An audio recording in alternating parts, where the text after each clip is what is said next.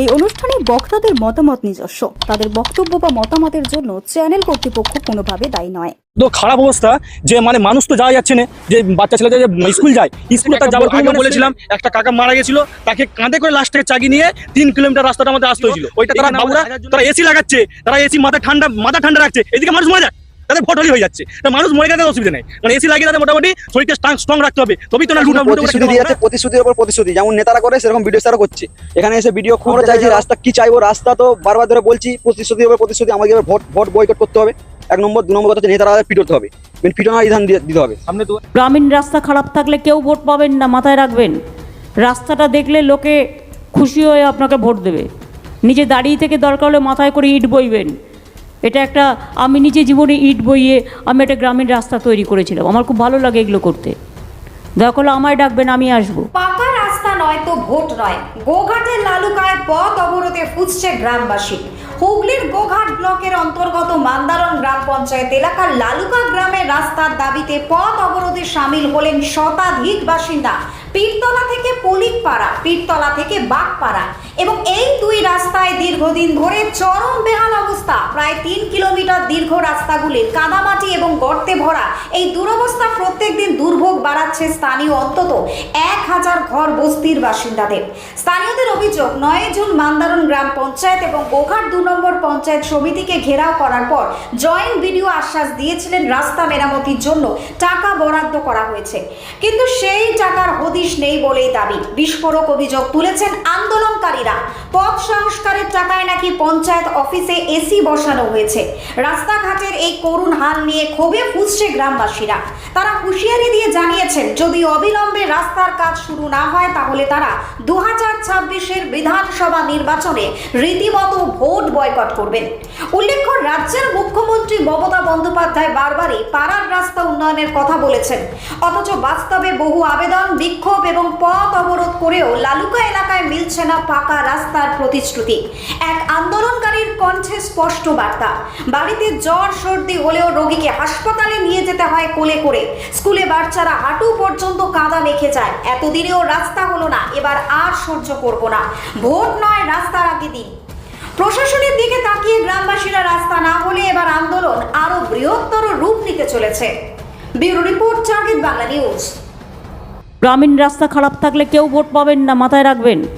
রাস্তাটা দেখলে লোকে খুশি হয়ে আপনাকে ভোট দেবে। নিজে দাঁড়িয়ে থেকে দরকার হলে মাথায় করে ইট বইবেন। এটা একটা, আমি নিজে জীবনে ইট বইয়ে আমি একটা গ্রামীণ রাস্তা তৈরি করেছিলাম, আমার খুব ভালো লাগে এগুলো করতে। দয়া করলে আমায় ডাকবেন। রাস্তার পরিস্থিতি বেহাল অবস্থা, গরু ছাগলও যেতে পারছে না, এমন রাস্তা খারাপ। আমরা 9 জুন আমরা আন্দোলন করেছিলাম পঞ্চায়েতে, প্রথম পঞ্চায়েত ঘেরাও থেকে শুরু করে বিডিও ঘেরাও। বিডিওর কাছে যাওয়া হয়েছিল, বিডিও বললো যে তোমাদের রাস্তা হয়ে যাবে, পঞ্চায়েতে বললো তোমাদের রাস্তা হয়ে যাবে। বিগত 2.5 মাস ধরে আমরা এখন যে বৃষ্টি হচ্ছে, নিম্নচাপ, কুকুর যেতে পারছে না, মানুষ যেতে পারছে না। আমার অপারেশন হয়েছে, দেখাতে পারি খুলে, এখনো পেটটা খুলে দেখাতে পারি। আরামবাগ নার্সিংহোম থেকে করে এসেছি, আমি আসতে পারিনি, আমাকে হেঁটে হেঁটে যেতে হয়েছে। প্রতিশ্রুতি রাস্তা হবে বলেছিল, শুনছি নাকি যে সেই কিছু পয়সা নাকি রিপেয়ারিংয়ের জন্য ঠিকও করেছিল, সেটা নাকি আবার মান্দারণে পঞ্চায়েতে এসি লাগানো হয়ে গেছে। কিন্তু আমাদের রাস্তা, এসি কি দরকার ছিল এখন? রাস্তাটা তো মানুষ, হ্যাঁ আমরা তো এটাই শুনতে পাচ্ছি যে রাস্তার জায়গায় এসি বসানো হয়ে গেছে পঞ্চায়েতে, তাহলে কেন হলো এটা? তো আমাদের ভিডিও স্যার শুধু প্রতিশ্রুতি দিয়ে যাচ্ছে, প্রতিশ্রুতির উপর প্রতিশ্রুতি, যেমন নেতারা করে সেরকম ভিডিও স্যারও করছে। এখানে এসে ভিডিও খুদ দেখে গেল, সরজমিনে দেখে গেল যে ভিডিও সাহেব, যে হ্যাঁ রাস্তার, ভিডিও সাহেব নিজেও বললো যে রাস্তার অবস্থা বিশালই খারাপ। যেই ভিডিও সাহেব অফিসে চলে গেল, আর আমরা প্রত্যেকদিন ভিডিও সাহেবের কাছে তবু প্রতিনিয়ত দেখা করছি, ভিডিও সাহেবের কোনো কাজই করছে না, আর পঞ্চায়েত তো কাজ করছেই না। এটা লালুকা গ্রাম। কতগুলো গ্রাম বসতি আছে? প্রায় 1000 জন মানুষ এখানে থাকে, 1000-এর ওপরে বেশি থাকে মানুষ এখানে। সমস্ত মানুষ, হ্যাঁ হ্যাঁ, 2টো রাস্তা, এদিক থেকে পৌলিপাড়া 2টো রাস্তা মিলিয়ে 3 কিলোমিটার হবে, 2.5 কিলোমিটার 3 কিলোমিটার। এই রাস্তা রিপেয়ারিং পর্যন্ত করছে না। আজকে সিপিএম এর আমলের পর থেকে একটা মানে কাঁকর পর্যন্ত পড়েন এখানে, যা হয়েছিল সিপিএম এর আমলে। মোট 3 কিলোমিটার রাস্তা। এখান লালুকা স্কুল তারা পীরতলা থেকে পৌলিকপাড়া, আবার পীরতলা থেকে বাগপাড়া, 2টি রাস্তায় বেহাল অবস্থা। আমাদের বাচ্চাগুলো পড়তে যাচ্ছে না, এমন অবস্থা, বাচ্চাগুলো পড়ে যাবে বলে বাচ্চার বাবারা সব পড়তে দিচ্ছে না, যে ঘরেতেই থাক, টিউশনের পর স্কুল বন্ধ। আমাদের ছেলেরা এদিক থেকে কেউ স্কুলে যাচ্ছেই না। তবু আমাদের মানে আমরা চাইছি, রাস্তা কি চাইবো, রাস্তা তো বারবার ধরে বলছি, প্রতিশ্রুতির উপর প্রতিশ্রুতি, আমাকে ভোট বয়কট করতে হবে 1 নম্বর। 2 নম্বর কথা হচ্ছে নেতারা পিটোতে হবে, পিটনার বিধান দিতে হবে। সামনে 2026-এ বিধানসভা নির্বাচন, রাস্তা না হলে ভোট বয়কট। গ্রামবাসীদেরকে একটাই আবেদন করবো যে ভোট না দেওয়ার জন্য। বয়কট, অবশ্যই বয়কট হবে। কারণ এই সিদ্ধান্ত নিয়েছেন, কারণ এটাই সিদ্ধান্ত যে রাস্তার অবস্থা, মানুষগুলো যেতে পারছে না। বাচ্চা ছেলেরা স্কুল যাবে, স্কুল যেতে পারছে না, এমনকি রুগী আসতে পারছে না। ভোট দেবো, শুধু ভোট দিয়ে কি হবে? উন্নয়ন হবে না, শুধু নেতাদের উন্নয়ন হবে, মানুষের উন্নয়ন হবে না। ওই জন্য আপনি একটা বিরাট অভিযোগ করলেন যে রাস্তার টাকা এসি বসেছে, কিভাবে জানলেন ভাই? এইটা আমরা শুনছি যে রাস্তা পঞ্চায়েতে 2 লাখ টাকা রিপেয়ারিং টাকা ছিল, সেই টাকাটা নাকি এসি বসানো হবে। আপনিও দেখতে পারেন হয়তো এসি বসেছে, কিন্তু আমাদের অভিযোগ দেওয়া হচ্ছে যে না, যদি আজকে আপনারা যখন 9 জুনে যে একটা বিক্ষোভ করেছিলেন, তারপরে তো প্রতিশ্রুতি দেওয়া হয়েছিল, তারপর থেকে যে রিফাইনারি টাকা ছেড়ে নাকি বলছেন এ হয়েছে। হ্যাঁ, শকুঞ্জলা আমাদের পরে আন্দোলন করলো, শকুঞ্জলা ওইখানে করেছিল, তাদের মাল পড়ে গেছে, কিন্তু আমাদের মাল পড়ে না এখনো। কেন? আমার নাম শেখ আনসুদ্দিন। 9 জুলাই থেকে আমাদের 9 জুন থেকে আমরা একটা বিক্ষোভ করেছিলাম এই রাস্তার জন্য। রাস্তার পরিস্থিতি এত খারাপ অবস্থা যে মানে মানুষ তো যাওয়া যাচ্ছে না, যে বাচ্চা ছেলেদের যে স্কুল যায়, স্কুলে তার যাওয়ার কোনো মানে সই নাই।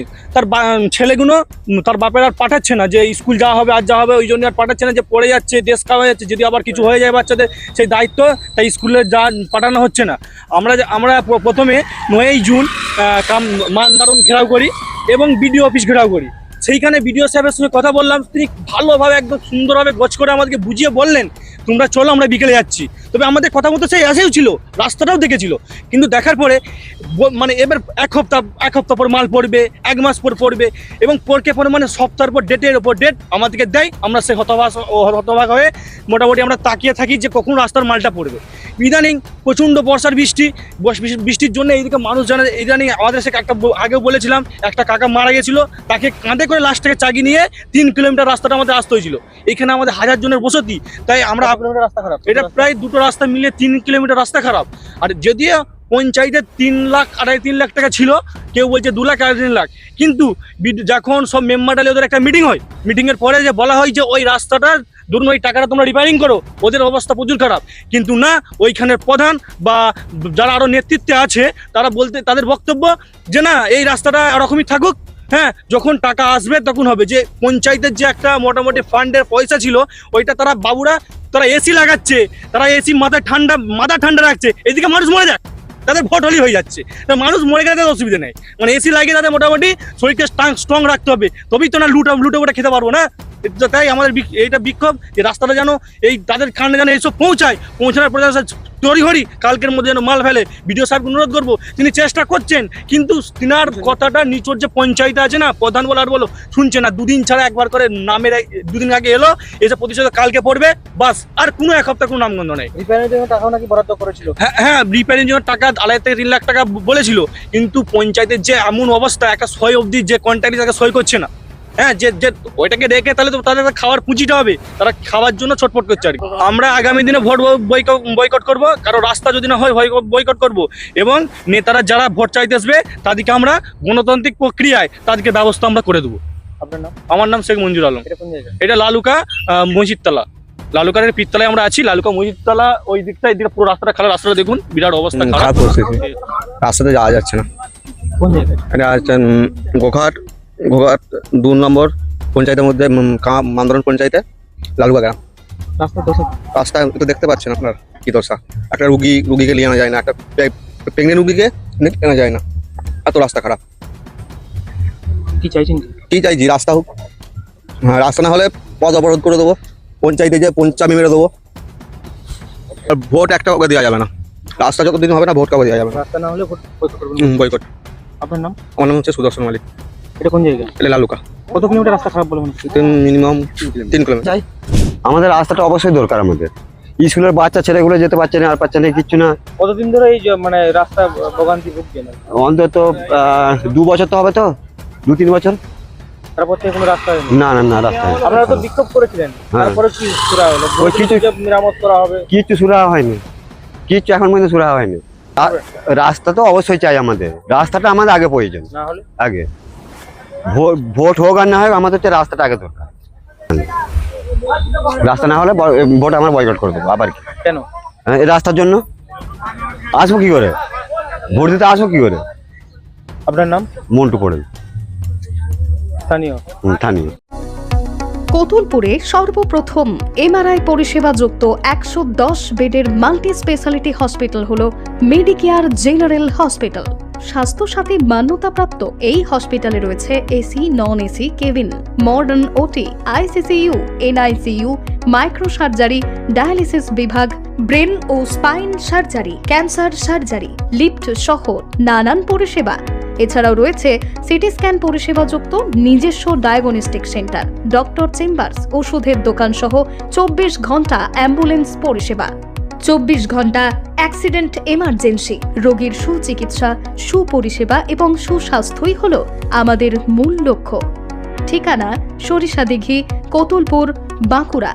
যোগাযোগ নম্বর 9434216662 অথবা যোগাযোগ করুন 9732212924 এই নম্বরে। আপনি কি সারদা দেবী মঠ অথবা রামকৃষ্ণ মঠে ঘুরতে যাবেন ভাবছেন, কিন্তু কোথায় থাকবেন তা নিয়ে চিন্তিত? তাহলে আপনার চিন্তা দূর করতে দীর্ঘদিন ধরে আপনাদের সেবায় নিয়োজিত রয়েছে Kalpataru lodge and hotel cum restaurant. এখানে পাবেন আপনার সাধ্যের মধ্যে সুন্দর ও মনোরম পরিবেশে এসি ও নন এসি রুমে থাকা এবং অভিজ্ঞ রাঁধুনিদের তৈরি সুস্বাদু খাবার পাওয়ার সুবিধে। এছাড়াও রয়েছে স্বল্প খরচের মাধ্যমে গাড়ি ভাড়া সহ যে কোনো অনুষ্ঠানে হল ভাড়া পাওয়ার সুব্যবস্থা। আমাদের ঠিকানা মাতৃমন্দির নিকটে, জয়রামবাটি, বাঁকুড়া। বিশদে জানতে কল করুন 9647916374 অথবা হোয়াটসঅ্যাপ করুন 62959808555 এই নম্বরে।